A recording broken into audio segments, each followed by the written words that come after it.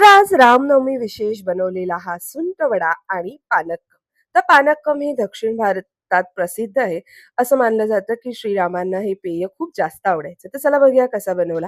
तर इथे मी 5-6 हिरवे वेलची, 4-5 काळी मिरी हे घेऊन कुटलेलं आहे. आता इथे 3 कप पाणी घेतलंय, त्याच्यामध्ये अर्धा कप गूळ घातलंय, सोबतच काळी मिरी, वेलची जे कुटलेलं ते घातलंय. अर्धा चमचा सुंठ पावडर हे घालून मिक्स करायचंय. आता ह्याच्यातलं गूळ वितळलं पाहिजे, तर आपण याला 10-15 मिनिटं ठेवून देऊया. तोपर्यंत करूया सुंठ वडा. तर इथे मी 1 छोटी वाटी सुकं खोबरं घेतलंय. आता ह्याला परतवून घ्यायचंय, जास्त ब्राउन नाही करायचे. 5 टेबलस्पून खडी साखर, 5-6 वेलची, थोडेसे धणे हे घालून एकदा मिक्सरला फिरवून घ्यायचे, म्हणजे आपल्याला याची पूर्ण पावडर करायची.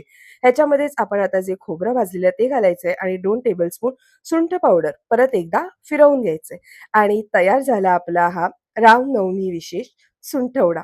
सोबतच ह्याच्यावरती ठेवलंय मी एक तुळशीचं पान. तर आता आपण जे पाण्यामध्ये गूळ मिसळून ठेवलेलं, तर त्याला ऑलमोस्ट 15 मिनिटं झाली आहेत.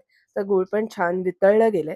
आता ह्याच्यामध्ये अर्धा लिंबाचा रस घालायचा आहे आणि मग ह्याच्यामध्ये थोडंसं कापूर घालायचं आहे. खायचा कापूर घालायचा आहे. किंचितचं हे घालणं ऑप्शनल आहे.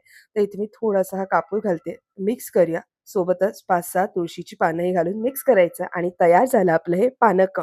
ह्याची टेस्ट कैरीपणासारखी लागते. तुम्ही नक्की ट्राय करून बघा. तर मग कशी वाटली रेसिपी? आणि हो, तुम्हा सगळ्यांना रामनवमीच्या खूप साऱ्या शुभेच्छा. जय सिया